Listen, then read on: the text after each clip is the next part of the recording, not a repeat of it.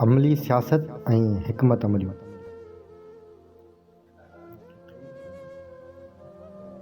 जीअं मूं अॻु ज़िक्र कयो आहे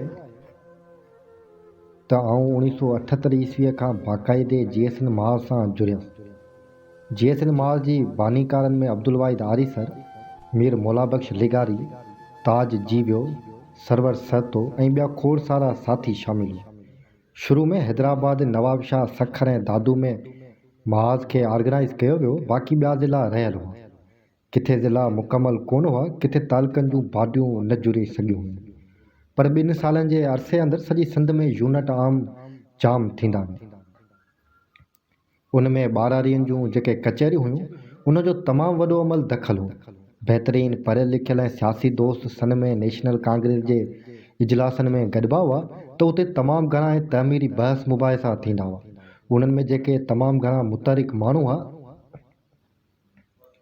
तिन में मीर मोहम्मद पीरज़ादो, राशिद मोरई, सिद्दीक परहयार, लोंग चन्नू, ताज जीवियो, साबिर कुरैशी, अब्दुल वाब भयो, अली नवाज़ बट, कयूम मंगी, इकबाल कहीर, अख्तर काकेपोटो, मशकूर फलकारो, निसार हकरो, अब्दुल खालिक जूनेजो, अताउल्ला उनर वग़ैरह हुआ। तंज़ीम जे मेंबरनि में 60% सरकारी मुलाज़िमतनि सां वाबस्ता दोस्त हूंदा हुआ।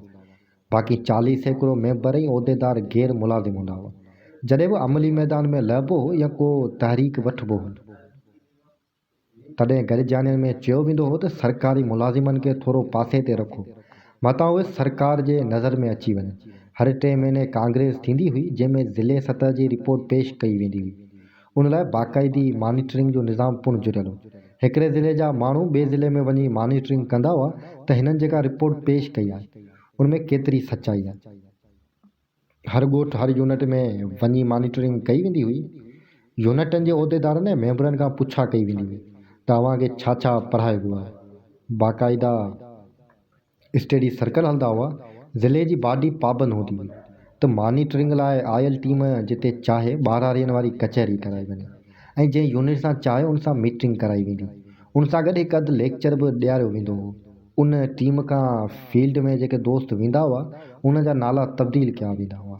मिसाल तौरु आउं जॾहिं ॿाराड़ियुनि में वॾनि जलसनि में वेंदो हुअसि त किथे अहमद लाराई, किथे सारंग माछी, त किथे वरी डामरो कोहलीअ जे नाले सां सॾाईंदो हुअसि। जॾहिं यूनिवर्सिटी में शेख मुजीबुर रहमान जी वरसी मल्हाई वई हुई त उते मूं अहमद लाराई जे नाले सां गीत पेश कयो हो त जनरल कर्नल थी होशियार, माण्हू जाॻिया मुल्क मुंहिंजे जा, अॻु बि फ़ौजनि मुल्क हो टोड़ियो, हाणे बि फ़ौजी टोड़ींदा, मुल्क जो ॿेड़ो ॿोरींदा। लाड़काने में आरीस साहब जी सदारत हेठि लतीफ़ जो ॾियारो पई वियो। उन प्रोग्राम में हलीम बाग़ी बि आयल हो। मूं उते सारंग माछीअ जे नाले सां गीत पढ़ियो त वधी वयूं दुनिया अंदरि ही नफ़रतूं कुदूरतूं, न कंहिं बि मुल्क क़ौम जूं पूरियूं थियूं ज़रूरतूं, ॿाहिरि अमन जी दावा, अंदरि सियाह सूरतूं, इंसान खे तबाह कूं, सेई ताज मुर्दाबाद, साम्राज मुर्दाबाद, साम्राज मुर्दाबाद। सारंग माछी नाले को ॾुहारी अॻी थाणे जे हिस्ट्री शीट में मौजूदु हो। ऐं जीअं गीत पढ़ी हेठि लथसि त ख़ानगी कपिड़नि में मलबूस हिकु पुलिस वारे मूंखे अची ॿाह मां झलियो। कंबर जे हिकु तुनिए कामरेड ॾिसी वरितो। तंहिं अची पुलिस वारे खे चयो त अबा तूं जेको सारंग माछी सम्झी पियो, हीउ उहो न आहे, हीउ थरपारकर जो महिमान आहे। तॾहिं वञी सिपाही मुंहिंजी ॿाह छॾी, न त दोहियो पियो वञे थाणे ते। फील्ड दौरान उहा बि हिकमत अमली इख़्तियार कबी हुई त जॾहिं कंहिं बस में सफ़र कबो हो त सीटनि ते अॻिते पोइते थी जुदा जुदा वेहबो हो। गॾु उन करे न वेहबो हो त मथां का उचिती कार्रवाई थिए, हिकिड़ो झलिजे बि वञे त ॿियो बची वञे, त जीअं क़ौमी कम में रुखनू न अची सघे। ॿाराड़ियुनि जी कचहरियुनि में जेके मौज़ू बहस हेठि ईंदा हुआ, उन्हनि में हिकिड़ो त मजमूई जेके मसइला या ॻाल्हियूं हूंदियूं हुयूं, उन्हनि ते ॻाल्हाइबो हो। संद जी ताज़ी सूरत हाल ते बि ॻाल्हाइबो हो। उन्हनि ते पिणु ॻाल्हाइबो हो त आज़ादी छो ज़रूरी आहे। अक्सर करे असांजी उन्हनि कचहरियुनि जा मौज़ू उहे हूंदा हुआ। 1979 ताईं सिंध जो को बि ज़िलो, को बि तालुको तंज़ीम साज़ी खां वांझियल न रहियो हो। सॼी सिंध मुकमल तौर ते ऑर्गेनाइज़ थी चुकी हुई। संगत में कमु करण जो जज़्बो हो, जुनून हो, हिक ॿिए खां अॻिते वधण जो शौक़ु हो। असांखे खिल तॾहिं ईंदी हुई जॾहिं असांजा मुख़ालिफ़ असां ते इल्ज़ाम लॻाईंदा हुआ त असां राह जा एजेंट आहियूं ऐं हिंदुस्तान असांखे माली मदद ॾींदो आहे।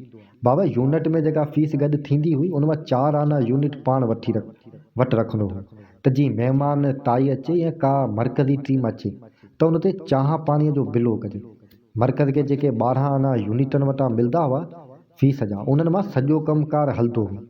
एतिरे क़दुरु जो उन्हनि पैसनि मां जिन सिंधी किताबनि ते पाबंदी मिलियल हूंदी हुई उहे अंडरग्राउंड छपाए यूनिटनि में विराईंदा हुआसीं। उन्हनि किताबनि मां बि जेका बजट थींदी हुई उहा बि मथे मरकज़ खे ॾींदा हुआसीं। असांखे त किथे बि हिंदुस्तानी पैसो नज़र न आयो। जेकॾहिं हिंदुस्तान जो पैसो हुजे हा त पोइ कारकुनीअ बसनि में धिका खाई वञी मीटिंगूं कंदा। फीस ते ॾाढी सख़्ती हूंदी हुई, कंहिं ते बि ओधर न छॾी हुई।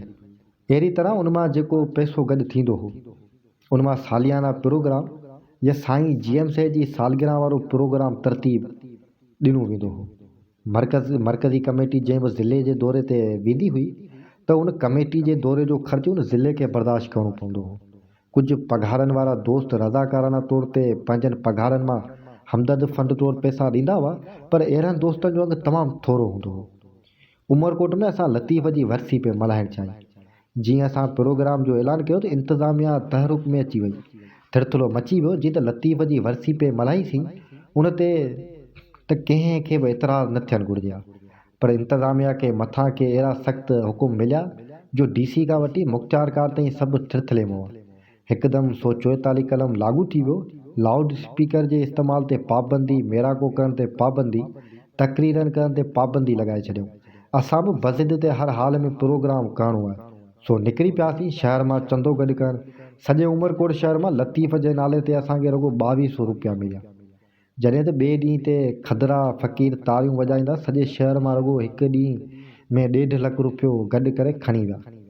सिंधी माण्हुनि जी हालति उहा हुई जो लतीफ़ साईं जी वरसी लाइ माण्हुनि 2200 रुपया बि रोईंदे ॾिना, पर खदरा मथां थी त उन्हनि खां बि भलो ड्रामो करे थिए सघिया। उहो डपु हो माण्हुनि जे अंदरि में, माण्हू इंतिज़ामिया खां डिॼंदा हुआ। एतिरे हद ताईं जो माण्हू उमरकोट में पंहिंजे दुकाननि ते असांखे विहणु कोन ॾींदा हुआ। चवंदा हुआ यार असीं ॿधिजी वेंदासीं। ॾाढी तकलीफ़ थींदी आहे जॾहिं माण्हू उहो सुवालु उथारींदो आहे त क़ौम परस्तनि छा कयो आहे। क़ौम परस्त अञा छा त कनि। अॼु अवी छोर में वेही खुलेआम सिंध जी ॻाल्हि पियो कयो, अञा ॿियो छा था कनि। ताज़ो ई कुझु महीननि जी ॻाल्हि आहे, ऐं कंहिं प्रोग्राम में वियसि, उते हिकु ब्रिगेडियर बि आयल हो। उते स्टेज ते ॿारनि सिंधी टेबलो पेश कयो जंहिंमें हिननि उहो गीत ॻातो त जीए सिंध वार जीअं। ब्रिगेडियर खे टेबलो ॾाढो वणियो, फरमाइश कयईं त ॿीहर साॻियो टेबलो कयो।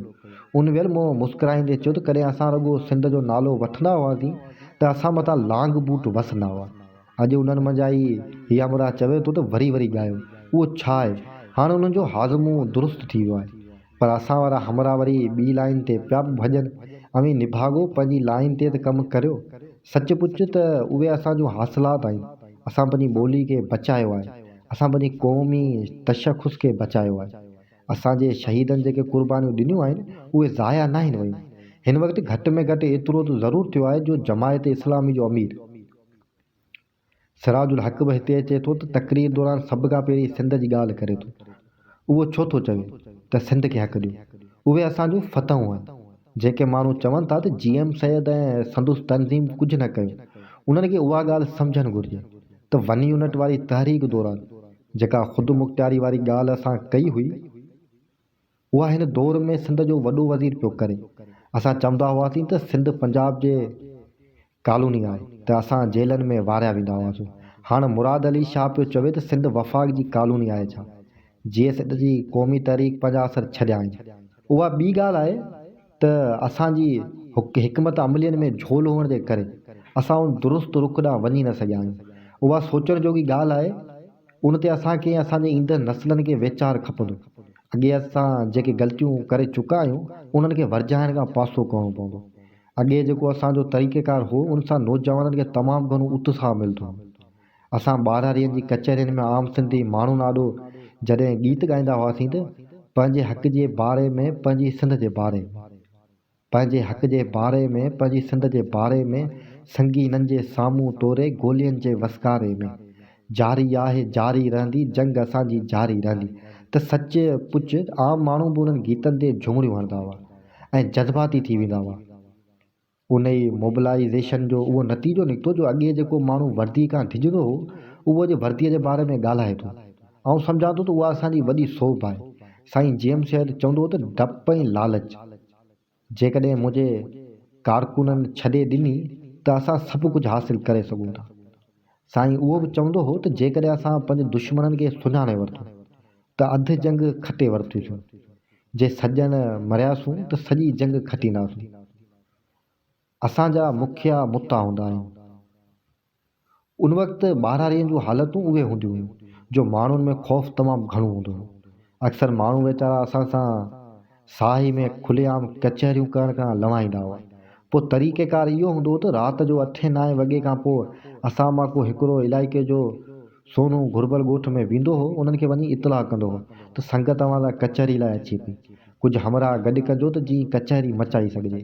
पोइ ॻोठ जी कुंड पासे में का जाइ ऐं उताक मुक़ररु कबी हुई जिते ॻोठाणा गॾिबा हुआ। असां बि वञी उते रसंदा हुआसीं। अहिड़ी तरह कचहरी जी शुरूआति थींदी हुई। असां में 2-3 ॼणा तकरीरुनि वारा हूंदा हुआ। हिकु अधु को क़ौमी गीत ॻाइण वारो बि ज़रूरु हूंदो हो या को क़ौमी शाइर बि गॾु हूंदो हो। अहिड़ी तरह उहे कचहरियूं पर फुटीअ खां अॻु ई बर्ख़ास्त थी वेंदियूं हुयूं। सुबुह ताईं को नाओ निशानी न बचंदो हो। उन हंध ते त का राति हिते वॾी कचहरी मती हुई। उन्हनि कचहरियुनि सिंध जे ॿारहरियुनि खे तमामु वॾो जज़्बो ऐं उत्साह अर्पियो हो। बिल्कुलु जज़्बे खां बि 2 विकूं अॻिते रोमांस वारो सहर पैदा कयो हो जेको माण्हुनि मथां तारी थी वेंदो हो। पोइ अहिड़ो ई माहौल जुड़ंदो हो त लाल लहू जे सरगम ते थी धरती मुंहिंजो रक़्स करे, लाल लहू जे सरगम ते थी धरती मुंहिंजी रक़्स करे, मूं हेठि थिया गद्दारनि जा बेशरम वॾेरनि पीरनि जा। असां ॿारहरियुनि में अहिड़ो तासुर आम करण में सोभारा थिया हुआसीं, ख़ासि करे नौजवान त छिकबा ईंदा हुआ। कशिश हुई जेका केरु छिके ईंदी हुई, ढोई ईंदी हुई। पांडे हिननि जा वॾड़ा कावर कंदा हुआ, मना कंदा हुआ त ही छा पिया कयो, हरू भरू ॾचे में विझंदव असांखे। पर हिननि खे पंहिंजी माउ पीउ जी बि परवाह कान हूंदी हुई। बस सिंध खे हिननि पंहिंजो अज़ीम मक़सदु ठाहे वरितो हो। मुंहिंजी अमर मूंखे चवंदी हुई, अबा ही तूं रातियुनि जो केॾांहुं गुम थी वेंदो आहीं, 25 रातियूं गायब हूंदो आहीं, ही तूं छा पियो करी। ऐं चवंदो हुअसि त अम्मा मेरे ई पियो सिंधियुनि सां सिंध जी ॻाल्हि कंदो आहियां। अम्मा चवंदी, अबा सिंध सां पंहिंजो छा। मूंखां टहक निकिरी वेंदो हो। खिलंदे वणाईंदो हुअसि त अम्मा जे सिंध में पंहिंजो छा त पोइ हिन ॻोठ में पंहिंजो छा। जेकॾहिं ॻोठ में को वॾो माण्हू अचे आबाद थिए ऐं असांखे लॾाए त अव्हांजो हिते को हक़ु कोन्हे, पाण वटि त का सुंद बि कान्हे, पोइ छा कंदासीं, उन सां विढ़ंदासीं या छॾे ॾींदासूं। अम्मा गंभीरता मां चवंदी हुई त अबा उन सां त विढ़णो ई पवंदो। मूं मुस्कुराईंदे वर्णायो, अम्मा तीअं हू चवनि था त सिंध ते अव्हांजो को हक़ु कोन्हे, अवी हितां हलिया वञो। अम्मा अचरज मां चवंदी हुई त अबा उहा त ॻाल्हि ठीकु कान्हे। ईअं अम्मा बि मुतमिन थी वेंदी हुई। हिकु ॾींहुं मूं पंहिंजी घरवारी खे चयो, ॿिली ॻाल्हि ॿुध, आऊं हिन कम में पियो हलां। हिकिड़ी ॻाल्हि ज़हन में रखिजे, जे मूंखे मारे छॾी त बि हिमत सां जीअणो अथई, पर जे आऊं झलिजी वञा ऐं मूंखे जेल में वारे छॾनि त बि रोइणो नाहे, हौसलो बरक़रार रखिणो आहे। हू वेचारी वेचारनि में खनपल गर्क रहण खां पोइ भणके त मारींदा त कोन न। संदूं सादगी वारे सवाल ते मुंहिंजूं अखियूं धुंधलियूं थियण लॻियूं हुयूं। खेसि कीअं सम्झायां त जंहिं राह जो आऊं राही आहियां उन ते हलणु केॾो ओखो आहे। सिर जो सांगो लाइ हलणो पवंदो आहे। उन राह में जान ॾियणु को सस्तो सौदो नाहे। शुरू में मुंहिंजी घरवारी खे ॻणती ॻारा हूंदा हुआ। सम्झंदो हुअसि त खेसि ॻाल्हि न पई वणे, पर हिन कॾहिं बि कुझु छोकी न की। कॾहिं कंहिं कम खां मूंखे रोकियईं, पर होरियां होरियां हिन खे बि ॻाल्हि सम्झ में अची वई त आऊं न रुॻो पंहिंजे हक़नि लाइ पर सॼी क़ौम जे हक़नि लाइ जदोजहद में आहियां ऐं असीं सिंध जे हक़नि लाइ पिया विढ़ूं। पोइ अक्सर हू मूंखे आथत ॾींदी हुई, तूं असांजी परवाह न कंदो कर, असां पिया तॻूं, तूं पंहिंजे कम ते ध्यानु कंदो कर, उहो कमु वधीक अहम आहे।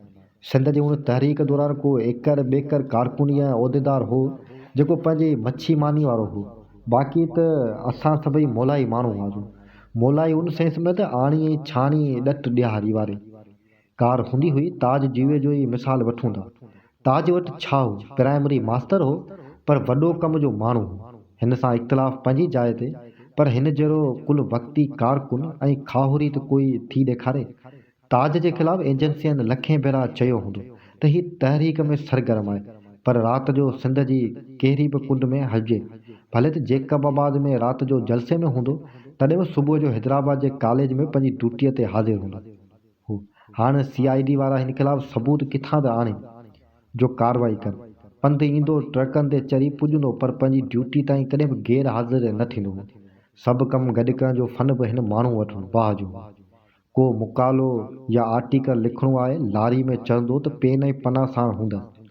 लारी हले त संदसि कलम बि हलणु शुरू कंदो। जिते पुॼणो हूंदसि उन खां अॻु ई मुकालो या आर्टिकल तयारु हुअणु। लिखण जो पूरो करण खां वठी जिस्मानी पूरे में बि उन माण्हू कॾहिं बि आड़ महसूसु न कयो। साईं मीर मोहम्मद पीरज़ादे जहिड़ा नफ़ीस माण्हू, उहे बि जिते वञु उते वेठा हूंदा। हर सफ़र में, हर पंध में कुलो कुले में मिलायो बीठा हूंदा। प्यादा पिया साण हलनि। पीरज़ादे साहिब खे सहके जो मरीज़ हो, पर पोइ बि असांजा 10-10 ॿारहनि मेल पियो पंधु हलंदो हो ऐं क़ौमी कचहरियुनि में तक़रीरूं कंदो हो। शमशेरुद्दीन हैदरी जो पुटु सलीम हैदरी ऐं ताजल बेवस जो पुटु सलीम ताजल ॿई लतीफ़ संगत में हुआ। ॿई वीचारा गुलनि जहिड़ा ॿार ॿई आया ऐं अची नफ़ीस नगर हाई स्कूल में लतीफ़ संगत जो यूनिट खोलियो। उन ॾींहुं अचे थो मींहुं पवे, ट्रेन बंदि, ॿिए का सवारी कान। हाणे ही वीचारा ॿार वञनि केॾांहुं? वीचारा उतां पैदल हलिया ऐं कुनरी अची पुॻा। उतां हिकिड़ी जॾी सॼी लारी मिली, जंहिंखे अची उमरकोट भेरो कयो। हिन जे पेरनि में लिफूं पइजी वियूं हुयूं। ॿारनि जी उहा हालत ॾिसी मूं लतीफ़ संगत जे इंचार्ज साईं सरवर सहते खे चयो त यार, हिननि मासूमनि खे जो हीअं पियो रुलाई त ही मेंबरशिप ताईं हथु खणी वेंदा। अहिड़नि ॾुखियनि हालतनि में बि हिननि नौजवान दिलि सां कमु कयो। तहरीक दौरान जिन माण्हू जेल काटिया, उन्हनि वटि त वॾो उत्साह हो ई हो, पर आम वर्कर ते बि जेका ज़िम्मेवारी हूंदी हुई उहा पूरी बि कंदो हो। हिन खे ख़बर हूंदी हुई त मूं जेकॾहिं ज़िम्मेवारी पूरी न कई या को ॾटो बहानो कयो त सुभाणे मूंखां पुछाणो बि थींदो। जीअं सिंध तहरीक जीअं अॻिते वधी, पोइ यारी बाशी जा बुनियाद बि अची पिया ऐं असीं गिरोहबंदीअ जा शिकार बि थींदा वियासीं। जंहिं सबबु वर्कर क्लास में घटिताई ईंदी वई ऐं असां वटि लीडर क्लास वधी वियो, जंहिं हणी असांजी सॼी कमाई जो ॿेड़ो ई ॿोड़े छॾियो। जेको कावरियो थिए तंहिं चयो थिए, बाबा मूं वटि ॿियो कमु कोन्हे, उन करे आउं लीडर आहियां। बाबा तूं लीडर तॾहिं थींदे जॾहिं तो वटि माण्हू हूंदा, न तूं माण्हू में त कमु कर। असांजा जेके बि दोस्त हुआ उहे अॼु बि मूं वटि ईंदा आहिनि, त आउं उन्हनि खे चवंदो आहियां त अबा हलो, अॼु बि हलो 12 ॾींहंनि में माण्हुनि सां कचहरियूं कयूं, असीं अव्हां सां गॾु आहियूं। अक्सर मूंसां वादा करे वेंदा आहिनि त हा ज़रूरु हलंदासीं, पर पोइ बहाना करे फिरी वेंदा आहिनि। मां उहो चवंदो आहियां त अव्हां सभु हिकु शइ जा हासिलात लाइ हेॾो सारो एतिजाज करियो पिया। केॾो वॾो मक़सदु आहे ऐं उन लाइ प्रेस क्लब जे आॾो एतिजाज में रुॻो आङिरियुनि ते ॻणण जेतिरा ॼणा बीठा आहियो। उन सां आम माण्हू वटि कहिड़ो थो मैसेज वञे? अव्हां घटि में घटि पंहिंजी 12 ॾींहंनि में वञी पंहिंजो नेटवर्क वधायो ऐं तर पको करियो। उहा सोच आख़िरी वक़्त में बशीर ख़ान कुरैशी अंदरि बेदार थी हुई। हिन जिते बि एतिजाज कया, उन जी पसगरदाई में 15-20 मेलनि जी इरादी ताईं माण्हुनि वटि हली वेंदो हो। हथु ॿधी माण्हुनि खे चवंदो हो त बाबा अचो, असां सां गॾु बीहो, छो त हीउ कमु रुॻो असांजो न पर अव्हांजो बि आहे। हू माण्हुनि खे पंहिंजाई वारो अहसासु ॾियारींदो। जग ॾिठो त बशीर ख़ान कुरैशी जेके बि धारणा हया या एतिजाज कया, उन्हनि में सॼी सिंध सांस गॾु हूंदी हुई। घटि में घटि इक़्तिदार जी धुनियनि खे उहो महसूसु थियणु लॻो हो त बाबा हाणे ॻाल्हि ॾाढी ॾुखी थींदी पई वञे।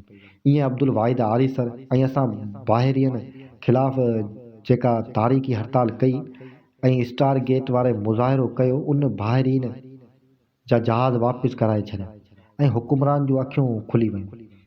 असां उन वटि जेका तनज़ीम साज़ी कई हुई, उनजो ई खाम माल आहे जेको हाणे सभिनी पार्टियुनि वटि विरहायो पियो आहे। हाणे जेकॾहिं आरिसर ग्रुप वारो छॾे वञी बशीर ख़ान ग्रुप में वहे थो या उतां जो हेॾां वञे थो, त फ़र्क़ु कहिड़ो थो पवे? ॻाल्हि त साॻी आहे, सभु आज़ादी जी ॻाल्हि था करियूं। सभु GM साहिब जा पोइ लॻायो, त पोइ ॿिन्ही में फ़र्क़ु कहिड़ो? या हिनखे ग़लति साबित करण लाइ अव्हां वटि कुझु त दलील हुजनि? न कमु ॿिन्ही खे करिणो ई पवंदो, तॾहिं असां मंज़िल ते रसंदासीं। ऐं पुछणु थो घुरां त जेके धुरियूं साईं GM साहिब खां इलेक्शन जी सियासत जे करे धार थियूं, उन्हनि हिन वक़्त ताईं छा कयो आहे? जेकॾहिं साईं GM साहिब ग़लति हो ऐं जे हिन आज़ादीअ जो नारो वक़्त खां अॻु हयो हो, त पोइ अव्हां हेतिरा भेरा इलेक्शन विरिया आहियो, अव्हां छा हासिलु कयो आहे? का हिकिड़ी सीट ॾेखारियो। असांजी समाज अंदरि वॾेरे क्लास सियासत खे उते छॾियो आहे, जिते सियासत खे टेक ओवर करण लाइ पहिरीं त असांखे सुठी ऐं मंज़म पार्टी जी ज़रूरत आहे, ऐं उहा असां तॾहिं क़ाइमु करे सघंदासीं जॾहिं असां हेठियनि सतह ताईं आम माण्हुनि में पंहिंजो पारूं पुठियूं कंदासीं। इलेक्शन वारी सियासत वारो बहस अॼु जो न आहे, तमामु पुराणो आहे। 80 वारे ॾहाके में हथियारबंद जदोजहद खां वठी इलेक्शन सियासत ताईं मरकज़ी काउंसिल तौरु नेशनल कांग्रेस में उहे ॻाल्हियूं बहस हेठि हुयूं। पर हर भेरे साईं जीएम शाह जी मौजूदगी में उहे जज़्बाती नारेबाज़ी वारियूं ॻाल्हियूं वॾी अक्सरियत सां रद्द कयूं वयूं हुयूं। पछाड़ी में जॾहिं साईं जीएम शाह ख़िताबु कंदो हो त उन्हनि सभिनी ॻाल्हियुनि ते भरपूर ॻाल्हाईंदो हो। चवंदो हो त बाबा उहे सभु भलियूं ॻाल्हियूं, पर उहे ॻाल्हियूं हिन वक़्तु मौज़ू न आहिनि। को मूंसां इख़्तिलाफ़ रखे त भली रखे सघे थो, हर ॻाल्हि लाइ वक़्तु थींदो आहे। हिकमत अमलियूं अवामी सग वसीले वक़्त ते तब्दील करे सघिबियूं आहिनि। अवामी सग खां सवाइ को बि अमल क़ौम लाइ फ़ाइदेमंद न पर नुक़सानकार थींदो। जज़्बाती पणो क़ौम कारकुन तौरु मक़सद लाइ नुक़सानकार आहे।